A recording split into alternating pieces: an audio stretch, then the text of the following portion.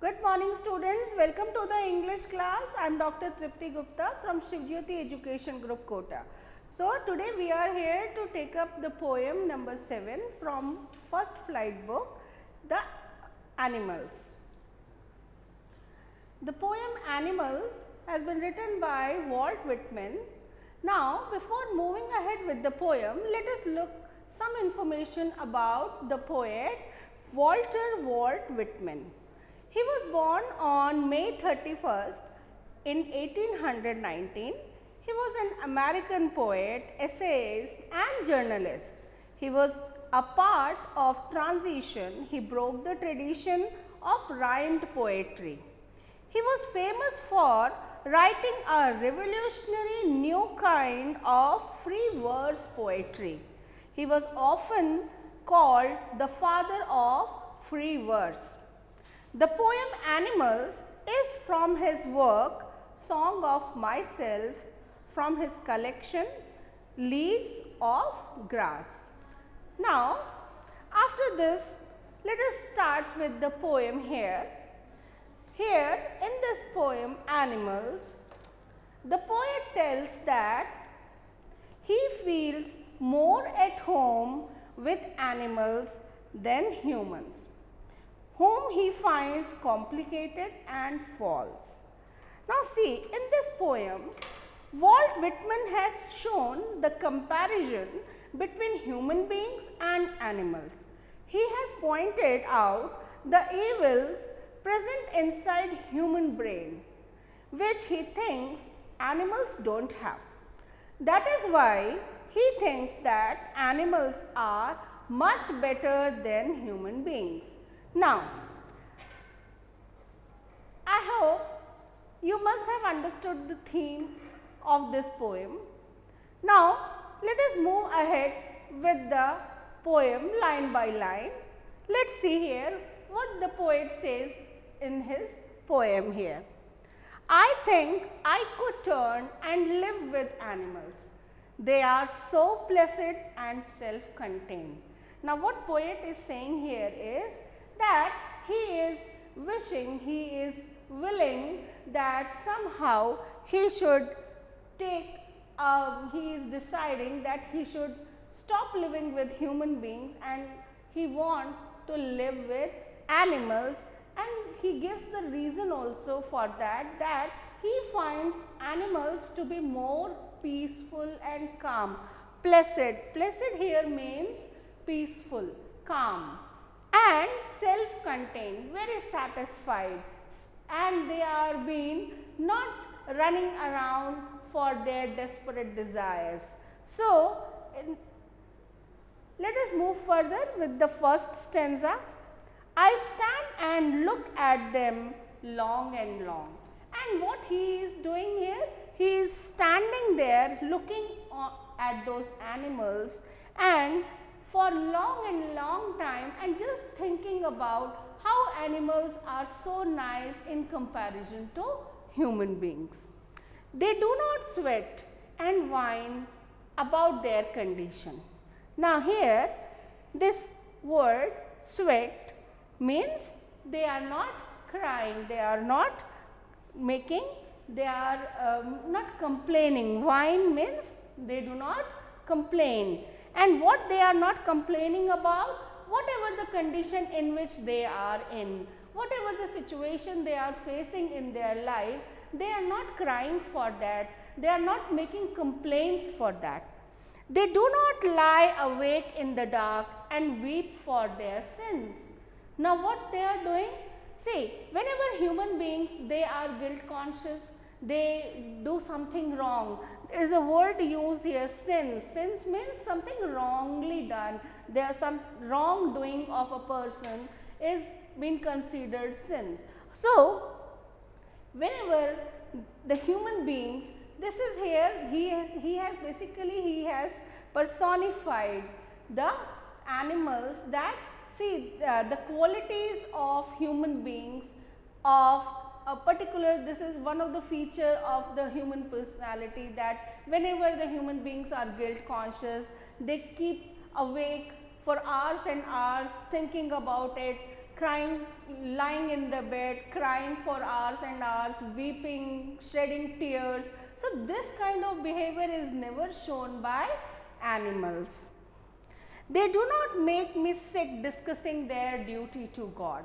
And what here the poet is saying about that, these animals, they do not just keep on boasting about what they have done for what they have sacrificed, how they are abiding by the towards the duty they should do towards God, how they are so religious, how they are so good with human beings, or how they are following the things religiously. So, those aspects are never been discussed by animals. So, they are not boastful, they never keep on discussing all these aspects. Not one is dissatisfied, not one is demented with. What he is saying, see, not one is dissatisfied. None of the animal you will find that they are dissatisfied with their lives, and not one is being demented with. Demented means they do not behave irrationally. Okay. So, with the mania of owning things. So, what the mania is? Mania means something, a state of craziness. Okay. So, they are not crazy running behind owning the things, for making possessions of those materialistic things which are the part of this materialistic world. So, that is why they are very satisfied, because they do not want much of the things for their livelihood. They want very simple, their needs are very little, that is why they get satisfied with very little things, whatever they get, and they do not even complain for whatever they are not being, they do not found those needs, if they are being unfulfilled also they do not complain. So, for this reason he finds animals to be far better than human beings. Now, next stanza is, not one kneels to another, nor to his kind that lived thousands of years ago. Now, he is talking about, kneels here means to bow down. What he is saying, that none of the animals, what they don't do is, they do not bow down, they are not showing their respect, or they are not very respectful towards one person. That means they are not giving importance to any particular one set of people, or here the same set of animals. They consider every animal of their kind to be equal. They do not give extra importance, like in human beings, those people who are rich, who are resourceful, they are being given more importance by other humans. So, this kind of behavior is not been shown by animals. Similarly, they do not bow, they, for the people or their kind who have lived, their forefathers who have died quite long back, for asking for their wishes, for their blessings, like that. Okay. So, not one is respectable or unhappy over the whole earth. Now, let us move to the second stanza.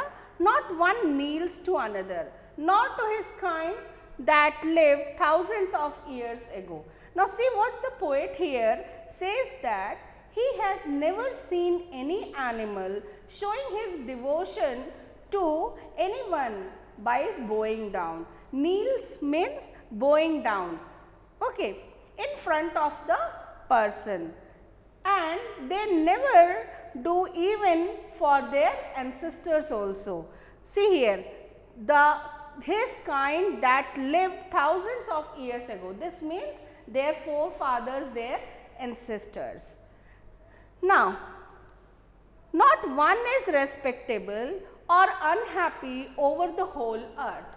Now, what he says here, that no one among them is more respectable, is more important.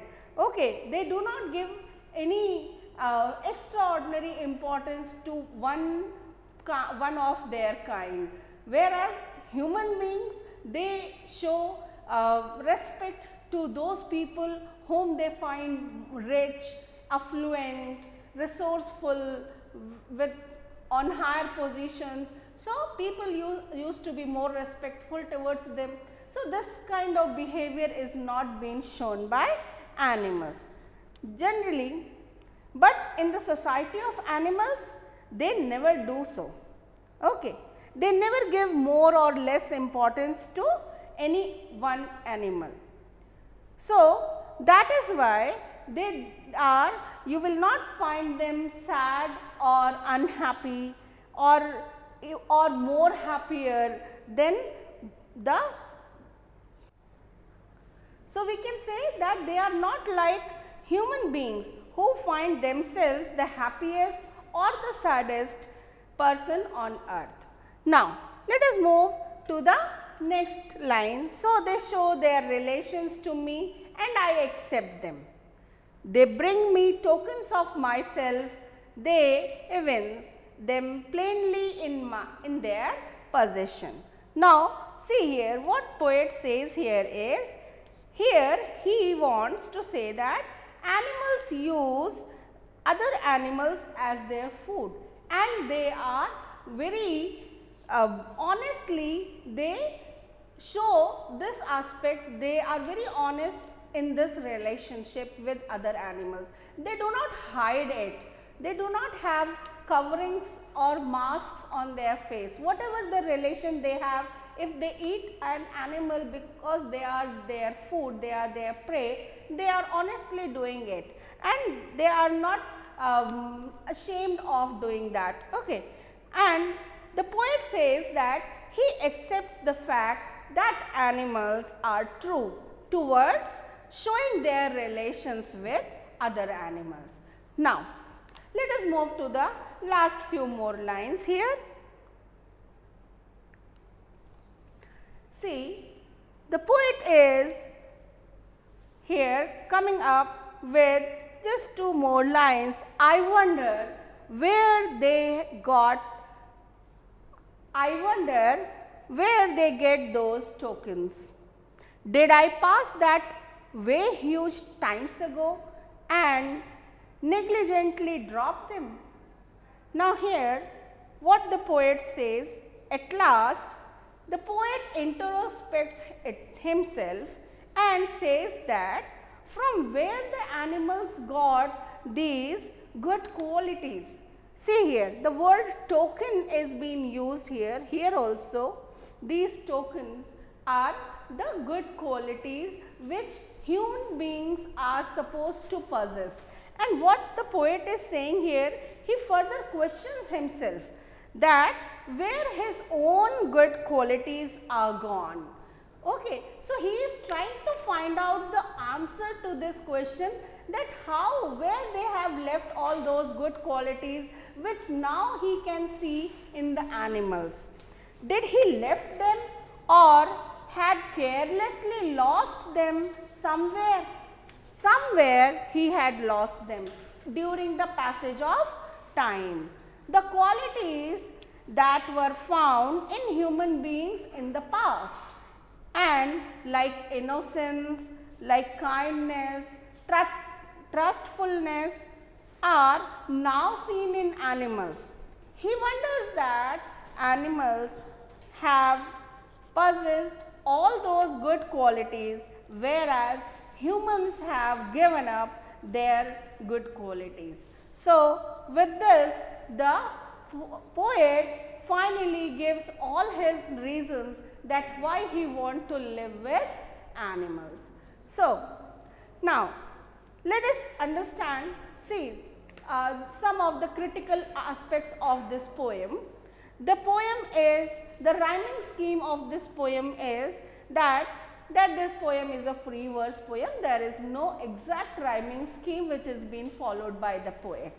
Okay. Now, let us talk about some of the poetic devices which the poet has used in this poem.